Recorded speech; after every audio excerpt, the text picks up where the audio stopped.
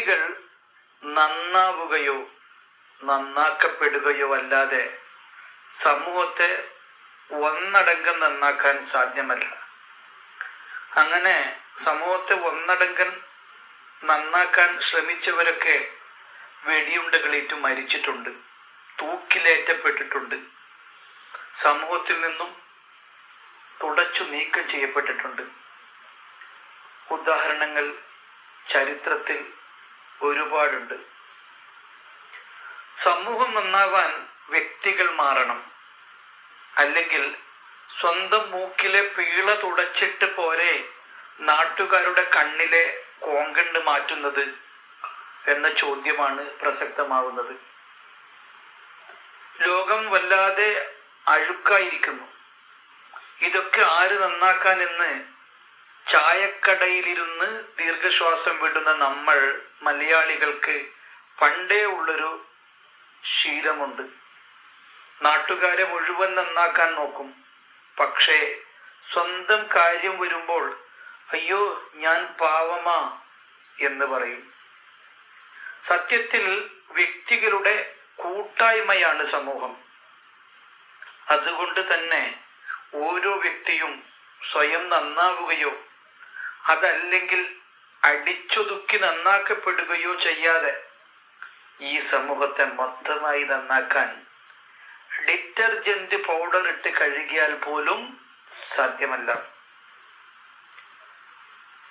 നാട് നന്നാക്കാൻ ഇറങ്ങി പുറപ്പെടുന്ന ഭൂരിഭാഗം പേരുടെയും അവസ്ഥ സ്വയം ജീവിക്കാൻ മറന്നുപോയ ഉപദേശികളുടേതാണ്.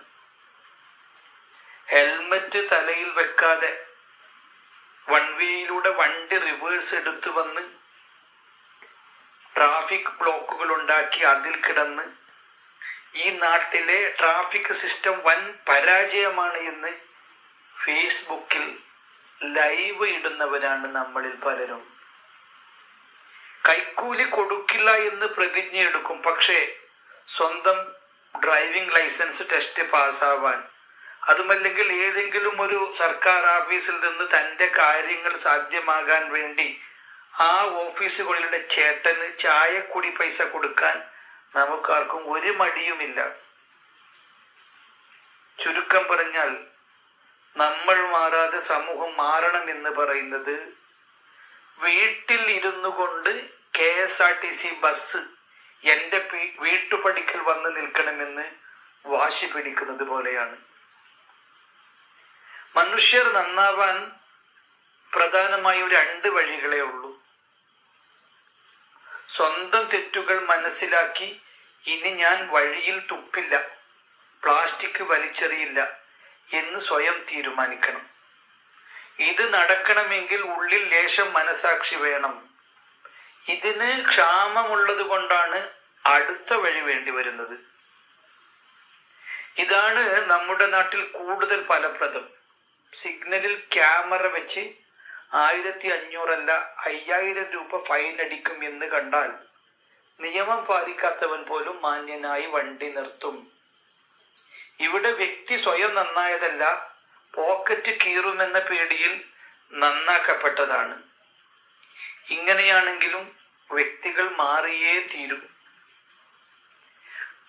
നമ്മുടെ നാട്ടിലെ ഏറ്റവും വലിയ കോമഡി എന്തെന്നാൽ ആർക്കും സ്വന്തം തെറ്റുകൾ കാണാൻ കഴിയില്ല എന്നതാണ്.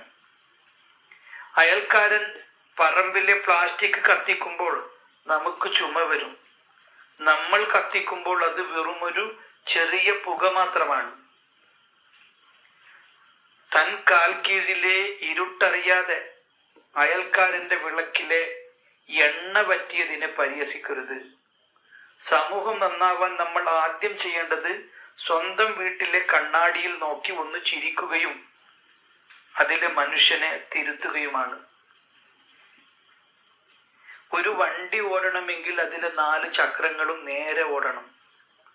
ഒരു ചക്രം പപ്പടം പോലെ വളഞ്ഞിരുന്നിട്ട് ബാക്കി 3 ചക്രങ്ങളും നന്നായി ഓടുന്നുണ്ടല്ലോ എന്ന് പറഞ്ഞിട്ട് കാര്യമുണ്ടോ? അതുപോലെയാണ് സമൂഹവും. ഞാൻ നന്നായത് കൊണ്ട് മാത്രം കാര്യമില്ല, നീയും നന്നാവണം. പക്ഷെ തുടക്കം എന്നിൽ നിന്നായിരിക്കണം. അതുകൊണ്ട് ലോകത്തെ മാറ്റാൻ ഇറങ്ങി പുറപ്പെടുന്നതിന് മുമ്പ് സ്വന്തം വീട്ടുപറമ്പിലെ മാലിന്യം വലിച്ച് അയൽക്കാരന്റെ പറമ്പിലേക്ക് എറിയാതിരിക്കാൻ ശ്രദ്ധിക്കുക. വ്യക്തികൾ നന്നായാൽ സമൂഹം തനിയെ നന്നായിക്കോളും. അതിനായി പ്രത്യേകിച്ച് പന്തൽ കെട്ടി ഉദ്ഘാടനം ചെയ്യേണ്ട ആവശ്യമൊന്നുമില്ല.